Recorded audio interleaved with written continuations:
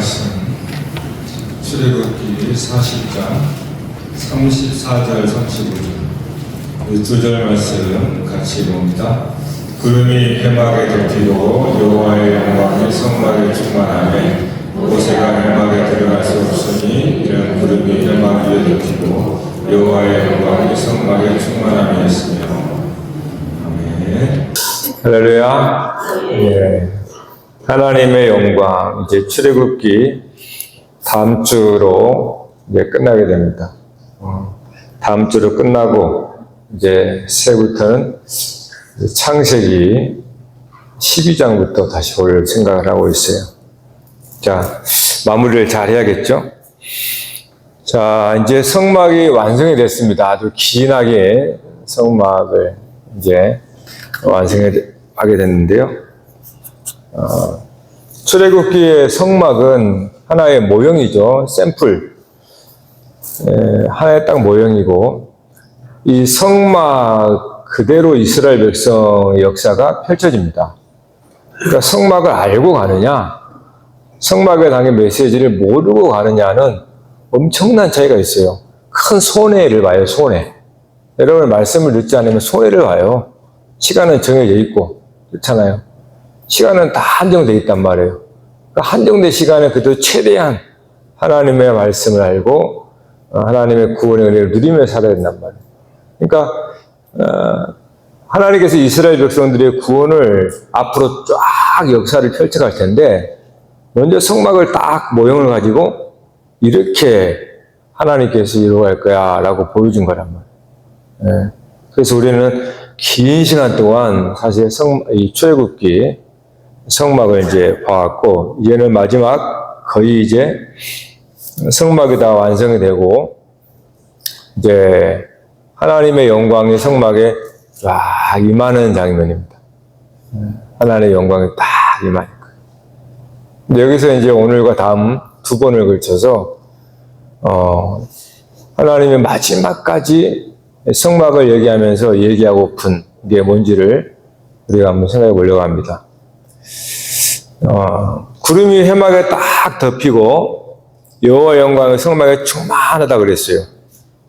근데 35절에 모세가 해막에 들어갈 수 없었으니 이는 구름이 해막에 덮이고 여호와 영광의 성막에 충만함이었으며 이렇게 말해요. 자, 모세가 회막에 들어갈 수가 없다는 겁니다. 여러분 이거는 굉장히 중요한 메시지입니다. 메시지. 이 모세의 역할과 모세의 한계. 그러니까 모세가 하는 역할이 뭐고 그것의 한계를 딱 여기서 이루어주는 거예요. 하나님의 영광이 딱 회막 가운데 임하잖아요. 근데 모세가 들어가지 않습니다. 하나님의 지성소, 성소에 들어갈 수 있는 나중에 사람은 대제사장이에요. 대제사장. 아론. 대제사장이 들어가요. 모세는 지도자이고 사실은 아론이죠. 아론. 아론이 기름 부어 대제사장 삼아서 아론이 지성소에 하나님의 거룩한 장소에 들어가는 말이에요.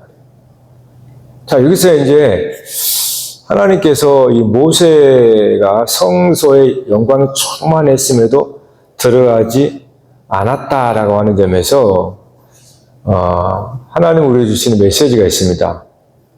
이런 모세가 들어갈 수 없다라는 것은 모세가 누구인지, 모세가 어떤 역할을 하는지, 그러면 그 역할의 한계가 무엇인지를 보여주는 거예요. 모세는 누구예요? 모세는 시내산에서 율법을 받아서 이스라엘 백성들에게 전해준 사람입니다. 그래서 모세는 율법을 전해준 천사라고 하죠. 모세는 율법. 율법의 대표, 율법의 상징하면 모세가 나오는 겁니다. 그러니까 모세가 하나님의 영광 가운데 들어가지 못한 것은 율법으로는 들어갈 수 없다라는 거예요. 율법으로는. 그러니까 모세는 율법의 대표자예요. 그가 하나님께 받은 십계명의 돌판을 이스라엘 백성들에게 준자기 때문에. 근데 그 모세가 그 율법의 실체, 그 율법의 실체인 성막에 정작 들어가지 못한다는 겁니다. 율법이 무엇인가를 이제 출애굽기 우리가 이미 이전에 봤어요. 32장의 금송아지 사건에서 봤습니다. 하나님께서 모세를 불러서 십계명을 주잖아요. 돌판을 줍니다. 그런데 모세야 내려가라. 저기 아래 네 백성들이 난리가 났다. 그래서 모세가 그 돌판을 들고 내려오잖아요. 백성들이 금송아지 만들어 놓고 무슨 정말 이게 여호와다 온갖 그냥 추저반지를 그러니까 모세가 거기서 돌판을 갖다가 던져서 깨버립니다. 십계명을 깨버리고 어떻게 합니까? 금송아지를 갈아서 시냇물에 흘려보내고 어떤 일을 마시겠다 이렇게 나와요 또. 네. 그리고 레위인들을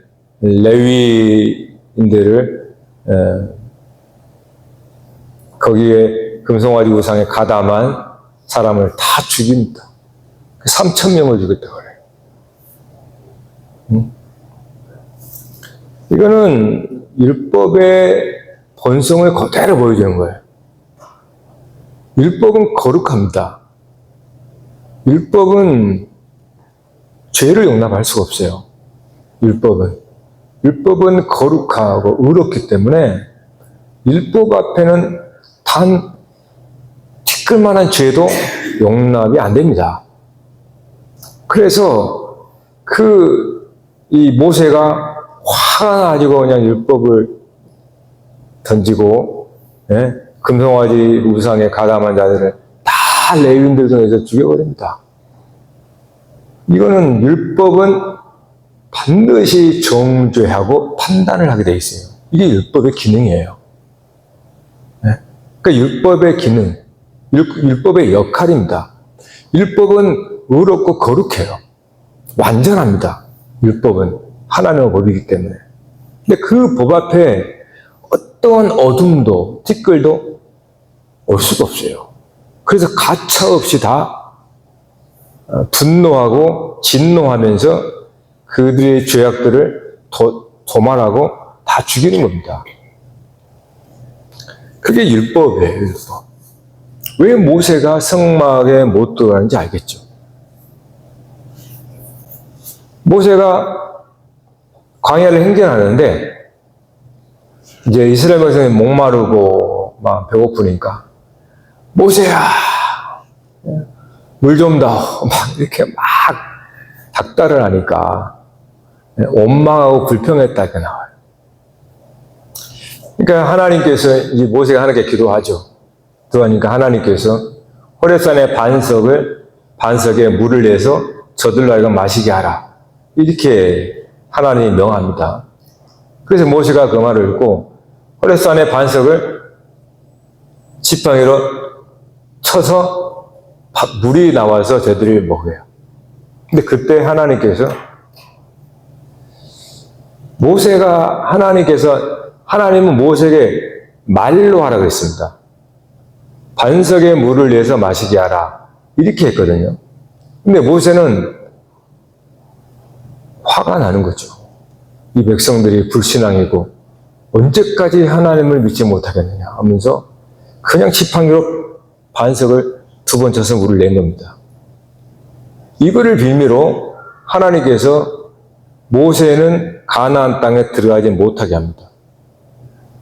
근데 고작 지팡이로 2번 친 거 그럴 수 있어요. 근데 여기서 하나님께서 말씀하고자 하는 것은 모세는 개인 한 사람이 아니에요. 모세는 율법의 대표입니다. 그러니까 모세는 율법을 가르쳐 주는 거예요. 율법의 뭔지를. 그렇기 때문에 하나님의 말씀으로 하라, 물을 내서 마시라 했지만 모세는 지팡이를 돌을 친 겁니다. 쳐서 얘기했어요. 그때 하나님께서 네가 나의 거룩함을 없이 여겼구나 하고 너는 약속의 땅에 못 들어간다 그렇게 말합니다. 그래서 실제 모세는 느보산 꼭대기에서 저 약속의 땅을 바라보고 죽습니다. 산에서. 자, 그러면 이런 모세가 구원받지 못했다는 게 아닙니다. 그 모습을 통해서 하나님은 이스라엘 백성들에게 오늘 우리에게 가르쳐 주는 거예요. 그때 모세는 인간 모세가 아니라 율법으로서의 모세입니다. 그러니까 모세가 화를 내고 지팡이를 친 것은 이미 저들의 죄를 보고 판단하고 심판했다는 뜻이에요. 화를 내고 지팡이를 쳤다는 것은 이미 모세는 율법으로 저들을 정죄하고 판단했다는 겁니다. 그러니까 하나님께서 저가 하나님의 거룩함을 멸시했다라고 하고 그를 약속의 땅에 못 들어가게 해요. 그러니까 모세가 그 행위가 뭐냐 하면 그게 율법이에요. 율법의 본성을 그대로 보여준 겁니다. 여러분, 율법은 결국 뭐라고 그랬어요? 선악과를 먹은 우리 인생들을 말해요. 그러니까 우리가 어떤 사람인가, 우리가 어떤 인간인가를 율법을 통해서 가르쳐 주는 거예요. 선악, 옳고 그름, 율법은 그거니까. 그러니까 모든 사람들이 왜 죄인이냐? 다 선악과를 먹은 율법의 사람이기 때문에 그래요. 그래서 옳고 그름을 판단하기 좋아하고 정죄하고 심판하는 것에 두려워하지 않습니다. 누구도 마찬가지예요. 이것은 선악과를 먹은 인간의 본성입니다, 본성. 그래서 그 율법을 통해서 결국은 우리 자신을 깨달으라는 거거든요. 선악과를 먹고 타락한 우리 인간이 누구인가를 깨달으라는 거예요. 이런 모습으로는 죄인이기 때문에 하나님의 형상이 아니란 말이에요. 그래서 결코 하나님의 나라에 들어갈 수 없다는 겁니다. 그래서 하나님은 이스라엘 백성 역사 속에 율법을 가지고, 즉, 선악과를 먹은 선악의 지식으로 그렇게 사랑하는 이러한 사람들이 왜 하나님의 약속의 땅에 들어갈 수 없냐라는 것을 율법을 가지고 얘기를 해주고 있는 거예요. 그러니까 모세도 결국은 약속의 땅에, 물론 그가 구원을 받은 거죠. 하나님과 함께 있으니까. 그러나 모세의 역할 속에서는 모세가 맡은 역할, 직분이죠. 이 직분에서는 약속의 땅에 못 갑니다. 율법으로서는 들어갈 수 없어요. 왜냐하면 그것이 하나님의 본성이 아니기 때문에 그래요. 그래서 모세가 율법을 전해준 천사고 또 율법의 역할을 잘 보여준 건 맞아요. 그러나 거기까지입니다. 모세는 율법의 사람으로 율법의 대표자로서 우리 모든 선악과를 먹은 인간이 어떤 모습인가를 모세는 잘 보여준 거예요. 거기까지인 겁니다. 거기까지. 약속의 땅은 들어갈 수가 없어요. 그래서 모세는 느보산에서 그냥 보고 죽은 거예요.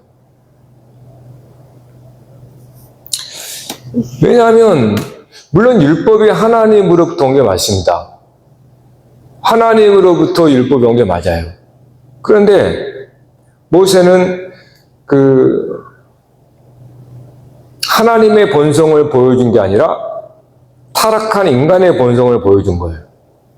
그러니까 선악과라고 하는 선악의 지식, 율법의 그거를 먹은 인간의 모습을 보여준 거예요. 그러니까 그 인간의 모습으로는 하나님의 성막에 들어갈 수 없다는 거예요. 실제로 출애굽기 34장인가요? 그때 하나님께서 하나님 자신의 이름을 선포하죠. 금송아지 사건 이후입니다. 그때 하나님께서 출애굽기 34장 5, 6절에 여호와께서 구름 가운데 강림하사 그와 함께 거기 서서 여호와의 이름을 선포하실세 여호와께서 그의 앞으로 지나가시며 선포하시되 여호와라 여호와라 자비롭고 은혜롭고 노하기를 더디하고 인자와 진실이 많은 하나님이라. 이분이 하나님이에요.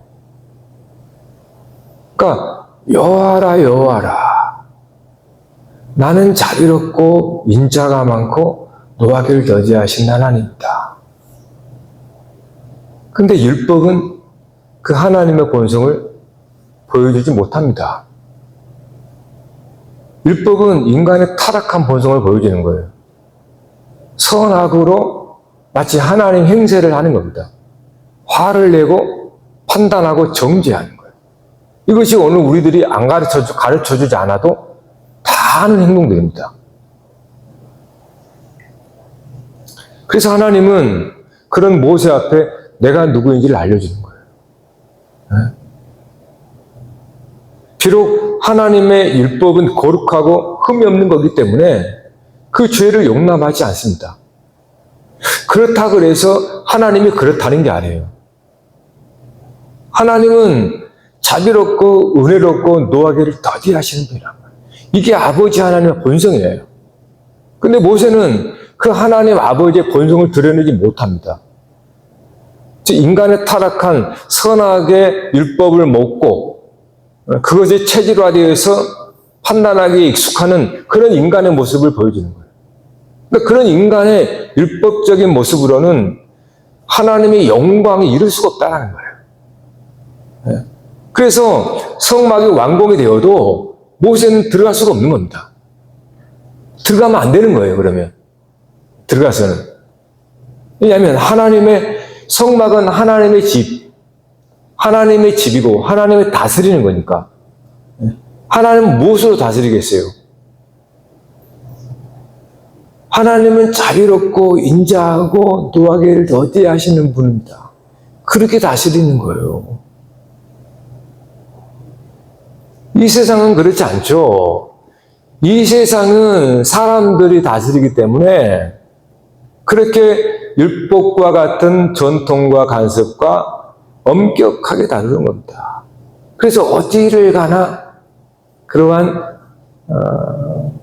판단과 차별과 정죄가 난무하는 거예요. 그것이 이 세상의 선악과를 먹고 타락한 인간의 본성입니다, 본성.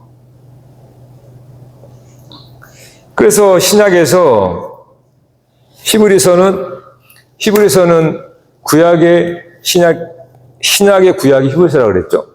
히브리 기자가 모세와 비교해서 그리스도의 위대함을 얘기합니다.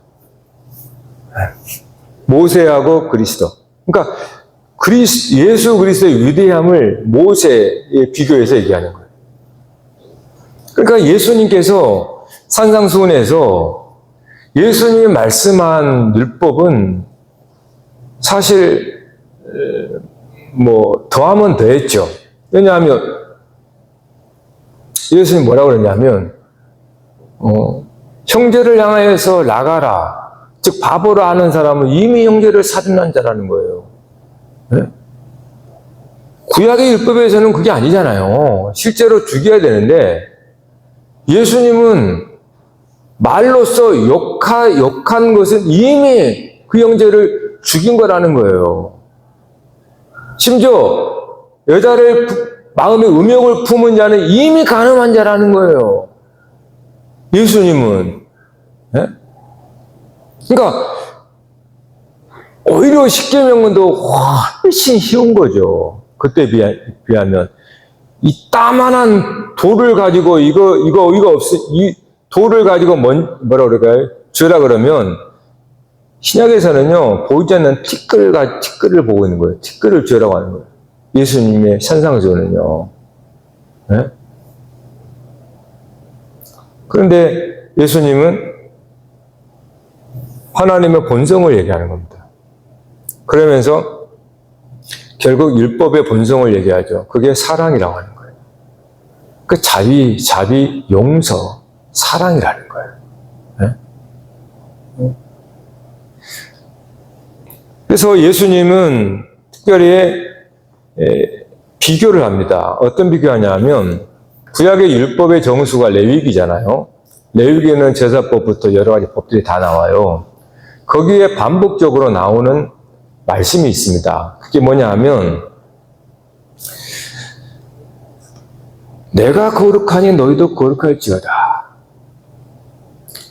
너희는 거룩하라. 이는 나 여호와 너희 하나님의 거룩함이니라. 이게 율법, 이게 레위기의 주제입니다. 주제. 구약의 황금책이라고 하는 것이 레위기인데 레위기는 율법책이거든요. 그래서 그 율법책의 주제가 뭐냐면 내가 거룩하다. 그러므로 너희도 거룩하라.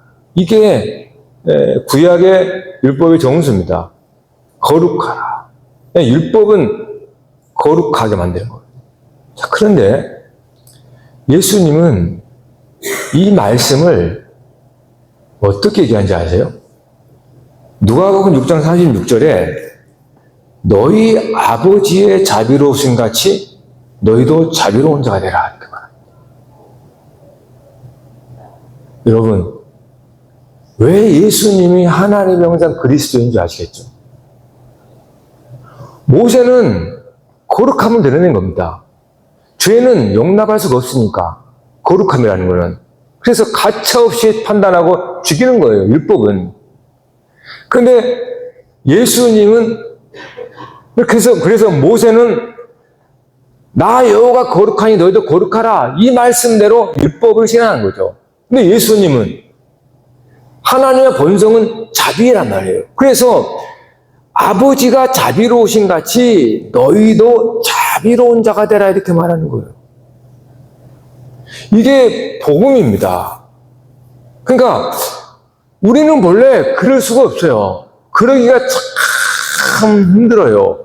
만에 하나 할 수는 있겠죠. 근데 대다수는 그런 죄나 내가 볼 때 옳지 않은 거를 보고 판단하는 것이 빠르고 판단하고 정지하는 게 손가락질하는 게 빠르지. 그 사람과 함께 품거나 공감한다는 건 쉽지가 않아요. 인간의 본성 자체가. 진짜 만에 하나 정말 대단한 사람이 있겠죠. 대부분이 그렇지 않다는 겁니다. 예? 여러분 현장에서 가늠한 여인 잡혔으면 여러분이 그 여인을 감싸겠어요? 예? 다 돌 들고 손가락질하지. 도둑질하면 먼저 돌 들고 지르고 그러죠. 사정을 들어보지도 않고 나쁜 일이 됐으면. 이게 우리 인간이에요. 그게 우리는 태생적으로 율법적이라는 겁니다. 선악과를 먹은 거예요. 그게 창세기에서 이미 얘기를 해준 거란 말이에요. 그런데 예수님이 왜 위대하신가요? 그렇다고 거룩함을 폐기하는 게 아닙니다. 오해하시면 안 돼요. 율법을 폐기하는 게 아닙니다. 율법을 폐기하는 게 아니에요. 율법의 진짜 하나님, 그러니까 이거죠. 율법의 돌판을 만나는 사람과 그 율법을 이야기한 주인이신 아버지를 만나는 사람과 차이입니다. 그러니까 책을 본 사람과 이 책의 저자를 만난 사람과의 차이예요. 그러니까 책을 보고 율법의 조항을 보고 이것을 보고 공부 열심히 지키는 사람과 그 율법의 주인 되시는 하나님을 만나는 것과의 차이입니다. 그러니까 율법의 조항을 보고서는 이 율법을 지키는 것이죠. 지켜야 되는 거예요. 그게 거룩하게 생각하는 거예요. 그러나 율법을 정작 주시는 그 하나님의 마음은 와닿지가 않는 겁니다.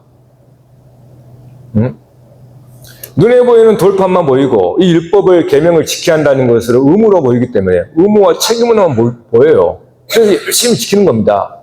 그래서 지키지 않는 그 사람 보면 당연히 판단할 수가 없는 거예요. 너 왜 안 지켜? 너 왜 그래? 하면서. 우리가 정한 법인데. 그런데 그 율법에 넘어 보이지 않는 진짜 말씀이신 하나님 아버지를 만나면 얼굴색이 바뀌게 돼 있어요. 여러분. 진짜로 그럽니다.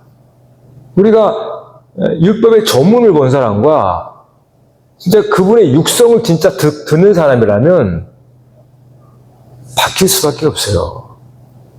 그래서 우리가 예수님을 예수 그리스도라고 하잖아요. 그리스도는 하나님의 아들이라고 하잖아요. 하나님 품에 있었다고 하잖아요. 그러니까 아버지의 마음, 아버지의 심장이었던 겁니다. 아버지의 마음을 아는 자가 예수 그리스도란 말이에요. 그러니 율법 조항만 보고 이걸 지켜야 돼, 계명이야, 율법이야 라고 하는 사람과 아버지와 함께 그 마음의 뜻과 그 마음을 아는 사람이 와서 전하는 것이 누가 더 본질이냐 그 말이에요. 그래서 히브리서가 말한 것처럼 모세보다 위대한 분이 예수 그리스도란 말이에요. 그러니까 저와 여러분이 예수 그리스도를 만나기 때문에 이 자리에 있는 거지. 모세를 만났다면 여러분 두 권 쓰고 막 엄청 그렇게 올걸요? 이렇게 자유하게 그렇게 어떻게 올 수 있습니까? 그리스도 안에서 자유가 있기 때문이에요. 하나님께서 자비하심으로 용서하고 우리를 용납해 주었기 때문에 그리스도 안에서. 그래서 우리가 살면서 율법은 사랑이라고 하는데 이웃을 사랑하지도 못하고 항상 내 자신만 사랑하는 이러한 율법을 시시때때로 어기는 삶인데 어떻게 우리가 이 자리에 올 수 있어요? 무슨 낯으로? 네? 이미 율법이었으면 벌써 처단을 했겠죠. 정죄를 받았겠죠. 네? 그러니까 율법을 지키지도 못하면서 또 율법을 주장하는 겁니다. 그러니까 얼마나 아이러니한 말이에요. 네? 율법은 우리가 율법 앞에 결코 설 수 없다는 죄인이라는 걸 드러내지요. 그래서 겸손히 고개 숙이며 오직 하나님의 자비와 하나님의 은혜로 우리가 하나님의 자녀가 되었습니다. 라고 하는 거예요. 그랬을 때 우리는 나보다 다른 사람을 더 낮게 여길 수 있어요. 그게 사랑이에요. 나보다 더 나은 사람을 내가 정죄할 수 있습니까? 판단 못 하잖아요. 그게 사랑이에요. 그러니까 율법이 이루어져 버린 거예요. 자비가 율법을 이룬 거예요, 여러분. 용서가 그 사람하고 율법을 온전하게 만듭니다. 네? 그래서 예수님은 사랑이라고 그러죠. 사랑이 율법을 완성시켜버린 거예요. 우리로 하여금. 오늘 저와 여러분의 누군가 딱 여기에 머리에 율법 훈장에 와가지고 회초를 들고 이거 안 지켜서 막 따지고 막 그러면 여러분 율법을 지킬 수 있을 것 같으세요? 더 안 지킵니다. 더 못 지켜요. 예수님께서 우리의 부족함과 우리의 연약함을 용납하고 받아주시기 때문에 우리는 그 은혜 감사하여서, 왜냐하면 내가 내 죄를 아는데 하나님의 나를 받아주셨다면 그 은혜에 어떻게 내가 가만히 있겠습니까? 그분의 용서와 자비, 사랑에서 그분 앞에 내가 할 수 있는 그분의 좋아하고 기분이 기뻐하시는 일을 하지 않겠어요? 그러니까 율법과 복음의 차이가 이겁니다. 율법과 복음의 차이, 구약과 신약의 차이예요. 그러니까 우리가 신약의 그리스도 안에서 구원받은 사람이라면 우리는 당연히 예수 그리스도의 그러한 형상을 따라가는 겁니다. 그래서 정죄하기보다 자비였고 그럴 수 있지. 나는 더한 사람인데 응? 그럴 수 있다 보는 거예요. 네? 여러분 그것이 그 사람을 변화시킨다니까요. 여러분에게 누구 채찍 가지고 엄격하게 보세요. 여러분 바뀔 것 같으세요? 속에서 막 억울함이 있고 내 속엔 분이 나고 힘만 세봐 내가 들이받을 거야 이렇게 하지. 네? 하나님 앞에 우리가 녹아져 버리는 거예요. 그분이 나의 못된 성질도 있고 내가 지나온 이 정말 죄악의 인생인데 그런 나를 받아주신다면 그것이 우리가 녹아져 버린 게 아니에요. 그게 사랑의 능력입니다. 본래 율법은 그거예요. 네? 근데 그 하나님을 뵙지 못하면 우리는 말 그대로 이스라엘 백성들처럼 율법만 잘 지키려고 하는 거예요. 율법만 잘 지키려고. 그러다 보니까 엄격한 사람들인 겁니다. 삶은 메마르고 누가 나의 실수를 볼까봐 두려워하고. 그래서 야고보서 1장 19절에도 각 사람은 듣기는 쉽게 말하기와 성내기는 더디하라. 사람의 성내는 것이 하나님의 의를 이루지 못하느니라. 사람의 성내는 것이 하나님의 의를 이루지 못한다. 이렇게 말해요. 왜냐하면 성내고 화낸다는 것은 이미 판단을 했다는 뜻이에요. 네. 판단을 했기 때문에 그 율법이라는 거예요. 하나님의 의는 그렇게 아니라는 뜻입니다. 정리하십시다. 모세는 훌륭한 종이었고 율법에 충실한 전달자였습니다. 그러나 그리스도는 율법의 주인이신 하나님 마음을 드러내셨어요. 그래서 우리는 그리스도 안에서 하나님 앞에 용납을 받은 겁니다. 죄의 용서를 받았다 그러죠. 네. 그래서 우리가 할 일은 뭡니까? 하나님의 나를 용서한 것 같이 너희도 용서하라. 이것이 하나님께서 우리에게 주신 말씀이에요. 그것이 이 세상을 더 부드럽게 만들고 평화롭게 만들고 아름답게 만드는 거예요. 네. 그래서 저와 여러분 올 한 해 여러분이 하나님의 성막이잖아요. 성막이라면 하나님의 영광이 임하려면 어떻게 되겠습니까? 하나님의 영광이 임하려면 우리는 심판의 태도를 내려놓고 자비의 마음으로 나아가야 합니다. 하나님 우리에게 그러한 거룩함을 요구해요.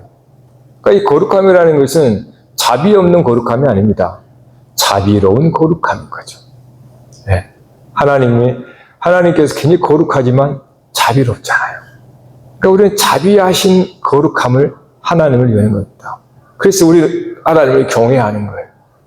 예수님은 그 모습을 우리에게 밝히 보이셨고, 그래서 나를 따라오라. 너희도 이와 같이 하라. 라고 하는 거예요. 할렐루야. 그래서 올 한 해 여러분 진짜 우리가 예수님을 따라갔으면 좋겠습니다. 우리 찬송하십시다.